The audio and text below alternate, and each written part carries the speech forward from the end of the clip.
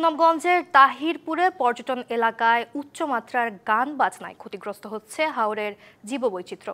ঈদের ছুটিতে শত শত নৌকায় চলা শব্দে অতিষ্ঠ স্থানীয়রা। পর্যটন সংশ্লিষ্টরা বলছেন প্রশাসনের নীরবতায় এমন পরিস্থিতি। এদিকে হাউসবোটে স্বাভাবিক মাত্রার চেয়ে বেশি শব্দে গান বাজনা নিষিদ্ধ ঘোষণা করেছে উপজেলা প্রশাসন।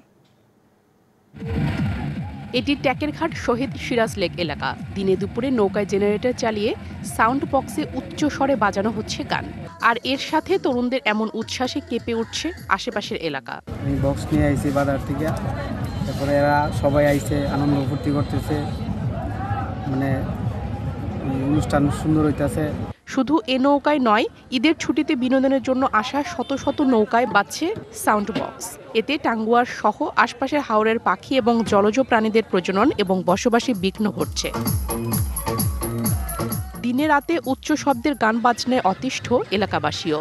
তারা বলছেন এমন শব্দে শিক্ষার্থীদের পড়াশোনা সহ ব্যাহত হচ্ছে স্বাভাবিক কার্যক্রম। তারা পরীক্ষায় প্রস্তুতি নিতে পারছে না শুধুমাত্র এই ভীষণ আওয়াজের কারণে। পর্যটকরা আসবেন, বেড়াবেন, কিন্তু পরিবেশ যেন আমার অক্ষত থাকে, মানুষের যেন ঘুম হারাম না হয়। এখানে শব্দ দূষণ হচ্ছে, বাচ্চাদের পড়াশোনার জন্য খুবই ক্ষতি হচ্ছে। তাদের খাবারের বিভিন্ন উপকরণ বা যে বর্জ্য আছে এগুলো কিন্তু আমাদের নদীতে ফেলাইতেছে। এ নিয়ে প্রশাসনের নিরাপত্তাকেই দুষছেন পর্যটন সংশ্লিষ্টরা। এটা তো আমার দায়িত্ব না, এটা আইন প্রশাসনের দায়িত্ব।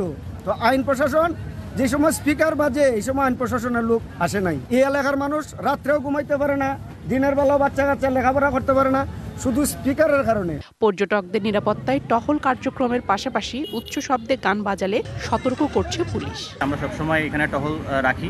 যখন দেখি যে কোনো নৌকায় উচ্চস্বরে গান বাজানো হচ্ছে তাদেরকে আমরা ওয়ার্নিং দিই এবং আইনের আওতায় চেষ্টা করি। এটা যদি বন্ধ না হয় আমরা আরও পরবর্তীতে অন্য ব্যবস্থা নিব।